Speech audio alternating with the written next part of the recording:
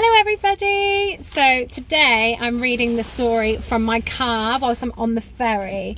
I'm on my way home from work after going for a swim in the sea, and that's why I've got this big massive dry robe on. So we are moving on to chapter 17 of The Billionaire Boy, and in the last chapter Joe was worried he was going to fail all his exams because they've got a new teacher called Peter Bread, and he's kind of got no control of the class. So let's move on to chapter 17, a knock on the toilet door. There are a number of things you don't want to hear when you sit on the toilet.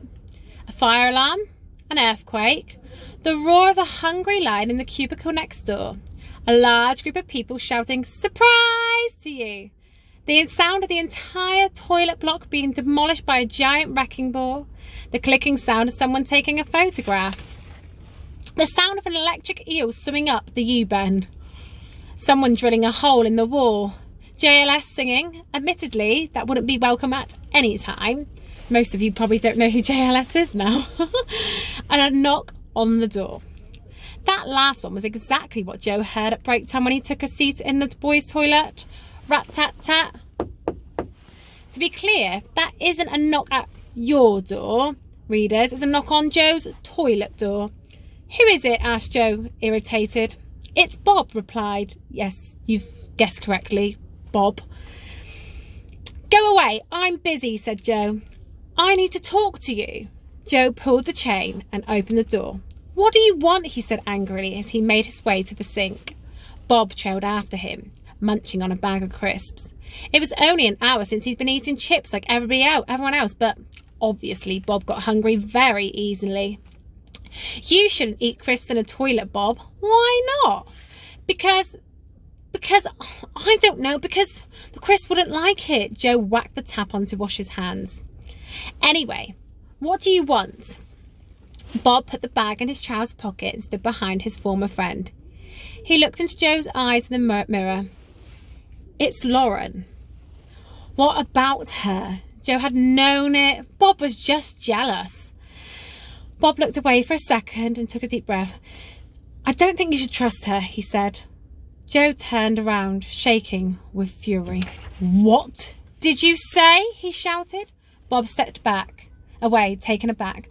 I just think she's what? She's fake. Fake? Joe felt white hot with fury.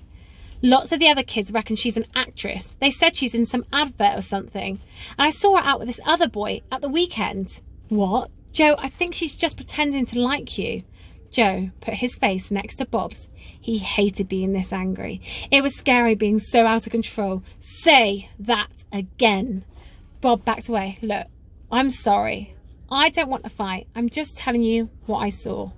You're lying. I'm not. You're just jealous because Lauren likes me and you're a fatty with no friends at all. I'm not jealous. I'm just worried for you, Joe. I don't want you to get hurt. Yeah, said Joe. You sound really worried about me when you call me a spoiled brat. Honestly, just leave me alone, Bob. We're not friends anymore. I felt sorry for you and talked to you, and that was that. What did you just say? You felt sorry for me? Bob's eyes were wet with tears. I didn't mean, what, because I'm fat? Because the other kids bully me? Because my dad's dead? Bob was shouting now. No, I didn't mean. Joe didn't know what he meant. He reached into his pocket and pulled out a wad of £50 notes and offered them to Bob. Look, I'm sorry. Here you go. Buy your mum something nice. Bob knocked the money out of Joe's hand and the notes fell onto the damp floor. How dare you? What have I done now? Protested Joe. What's the matter with you, Bob? I'm just trying to help you. I don't want your help. I don't want to ever speak to you again. Fine. And you are the one people should feel sorry for. You're pathetic. Bob stormed out. Joe sighed, then got down on his knees and started picking up the wet banknotes. That's ridiculous, said Lauren later with a laugh. I'm not an actress. I don't think I'd even get a part in the school play. Joe tried to laugh too, but he couldn't quite. They sat together on the bench in the playground, shivering slightly at the cold. Joe found it hard to say the next sentence. He did and didn't want to know the answer. He took a deep breath. Bob said he saw you with some other boy. Is that true? What? Said Lauren. At the weekend, he said he saw you out with someone else. Jo looked straight at her, trying to read her face.